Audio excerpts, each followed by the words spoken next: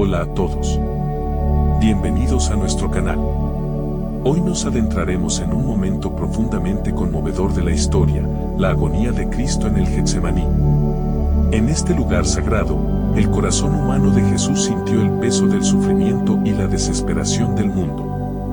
Mientras contemplaba la malignidad del pecado y la fragilidad de la humanidad, se enfrentó a una decisión monumental: dejar que la familia humana cargara con las consecuencias de sus propios errores o sacrificarse por amor incondicional.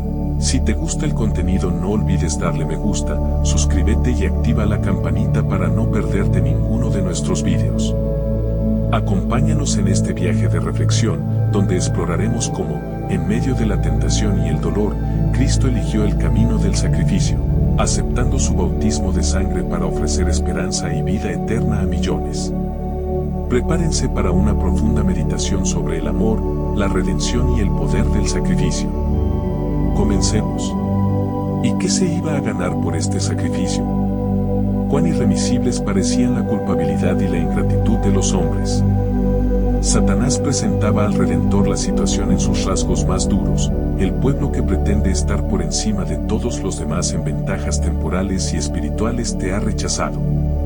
Está tratando de destruirte a ti, fundamento, centro y sello de las promesas a ellos hechas como pueblo peculiar. Uno de tus propios discípulos, que escuchó tus instrucciones y se ha destacado en las actividades de tu iglesia, te traicionará. Uno de tus más celosos seguidores te negará, todos te abandonarán. Todo el ser de Cristo aborrecía este pensamiento.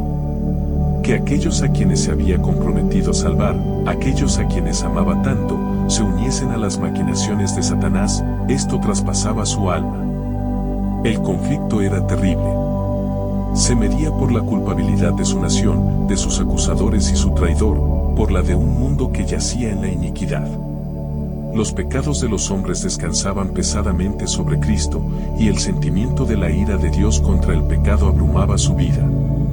Miremosle contemplando el precio que ha de pagar por el alma humana. En su agonía, se aferra al suelo frío, como para evitar ser alejado más de Dios. El frío rocío de la noche cae sobre su cuerpo postrado, pero él no le presta atención. De sus labios pálidos, brota el amargo clamor: Padre mío, si es posible, pase de mí este vaso. Pero aún entonces añade: empero no como yo quiero, sino como tú. El corazón humano anhela simpatía en el sufrimiento. Este anhelo lo sintió Cristo en las profundidades de su ser. En la suprema agonía de su alma, vino a sus discípulos con un anhelante deseo de oír algunas palabras de consuelo de aquellos a quienes había bendecido y consolado con tanta frecuencia, y escudado en la tristeza y la angustia. El que siempre había tenido palabras de simpatía para ellos, sufría ahora una agonía sobrehumana, y anhelaba saber que oraban por él y por sí mismos. Cuán sombría parecía la malignidad del pecado. Era terrible la tentación de dejar a la familia humana soportar las consecuencias de su propia culpabilidad, mientras él permaneciese inocente delante de Dios.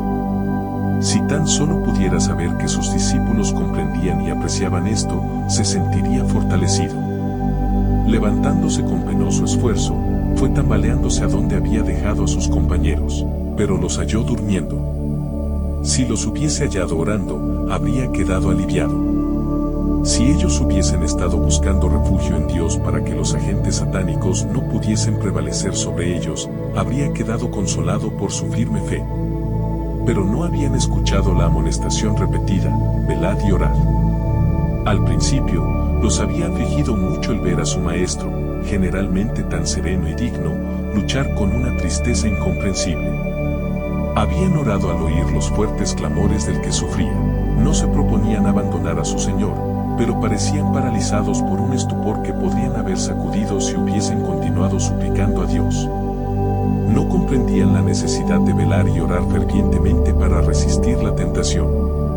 Precisamente antes de dirigir sus pasos al huerto, Jesús había dicho a los discípulos: todos seréis escandalizados en mí esta noche. Ellos le habían asegurado enérgicamente que irían con él a la cárcel y a la muerte, y el pobre Pedro, en su suficiencia propia, había añadido: aunque todos sean escandalizados, mas no yo. Pero los discípulos confiaban en sí mismos. No No miraron al poderoso auxiliador como Cristo les había aconsejado que lo hiciesen. Así que cuando más necesitaba el Salvador su simpatía y oraciones, los halló dormidos. Pedro mismo estaba durmiendo. Y Juan, el amante discípulo que se había reclinado sobre el pecho de Jesús, dormía. Ciertamente, el amor de Juan por su maestro debiera haberlo mantenido despierto. Sus fervientes oraciones debieran haberse mezclado con las de su amado Salvador en el momento de su suprema tristeza. El Redentor había pasado noches enteras orando por sus discípulos, para que su fe no faltase. Si Jesús hubiese dirigido a Santiago y a Juan la pregunta que les había dirigido una vez, ¿podéis beber el vaso que yo he de beber y ser bautizados del bautismo de que yo soy bautizado? No se habrían atrevido a contestar, ¿podemos? Los discípulos se despertaron al oír la voz de Jesús, pero casi no le conocieron, tan cambiado por la angustia había quedado su rostro. Dirigiéndose a Pedro, Jesús dijo, Simón, ¿duermes tú? ¿No has podido velar una sola hora? Velad y orad, para que no entréis en tentación. El espíritu a la verdad está pronto, mas la carne es débil. La debilidad de sus discípulos despertó la simpatía de Jesús. Temió que no pudiesen soportar la prueba que iba a sobrevenirles en la hora de su entrega y muerte. No los reprendió, sino dijo, velad y orad, para que no entréis en tentación. Aún en su gran agonía, procuraba disculpar su debilidad. El espíritu a la verdad está pronto, dijo. Mas la carne es débil.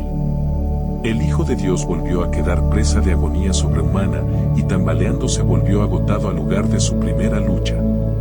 Su sufrimiento era aún mayor que antes. Al apoderarse de él la agonía del alma, fue su sudor como grandes gotas de sangre que caían hasta la tierra. Los cipreses y las palmeras eran los testigos silenciosos de su angustia. De su follaje caía un pesado rocío sobre su cuerpo postrado, como si la naturaleza llorase sobre su autor que luchaba a solas con las potestades de las tinieblas. Poco tiempo antes, Jesús había estado de pie como un cedro poderoso, presintiendo la tormenta de oposición que agotaba su furia contra él. Voluntades tercas y corazones llenos de malicia y sutileza habían procurado en vano confundirle y abrumarle. Se había erguido con divina majestad como el Hijo de Dios. Ahora era como un junco azotado y doblegado por la tempestad airada. Se había acercado a la consumación de su obra como vencedor, habiendo ganado a cada paso la victoria sobre las potestades de las tinieblas. Como ya glorificado, había aseverado su unidad con Dios. En acentos firmes, había elevado sus cantos de alabanza. Había dirigido a sus discípulos palabras de estímulo y ternura. Pero ya había llegado la hora de la potestad de las tinieblas. Su voz se oía en el tranquilo aire nocturno, no en tonos de triunfo, sino impregnada de angustia humana. Estas palabras del Salvador llegaban a los oídos de los soñolientos discípulos: Padre mío, si no puede este vaso pasar de mí sin que yo lo beba, hágase tu voluntad. El primer impulso de los discípulos fue ir hacia él, pero les había invitado a quedarse allí velando y orando. Cuando Jesús vino a ellos, los halló otra vez dormidos. Otra vez había sentido un anhelo de compañía, de oír de sus discípulos algunas palabras que le aliviasen y quebrantasen el ensalmo de las tinieblas que casi le dominaban. Pero los ojos de ellos estaban cargados, y no sabían qué responderle. Su presencia los despertó. Vieron su rostro surcado por el sangriento sudor de la agonía, y se llenaron de temor. No podían comprender su angustia mental. Tan desfigurado, era su aspecto más que el de cualquier hombre, y su forma más que la de los hijos de Adán. Apartándose, Jesús volvió a su lugar de retiro y cayó postrado, vencido por el horror de una gran obscuridad. La humanidad del Hijo de Dios temblaba en esa hora penosa. Oraba ahora no por sus discípulos, para que su fe no faltase, sino por su propia alma tentada y agonizante. Había llegado el momento pavoroso, el momento que había de decidir el destino del mundo. La suerte de la humanidad pendía de un hilo. Cristo podía aún ahora negarse a beber la copa destinada al hombre culpable. Todavía no era demasiado tarde, podía enjugar el sangriento sudor de su frente y dejar que el hombre pereciese en su iniquidad. Podía decir: reciba el transgresor la penalidad de su pecado, y yo volveré a mi Padre. ¿Beberá el Hijo de Dios la amarga copa de la humillación y la agonía? ¿Sufrirá el inocente las consecuencias de la maldición del pecado para salvar a los culpables? Las palabras caen temblorosamente de los pálidos labios de Jesús. Padre mío, si no puede este vaso pasar de mí sin que yo lo beba, hágase tu voluntad. El deseado de todas las gentes. Capítulo 74. El Getsemaní.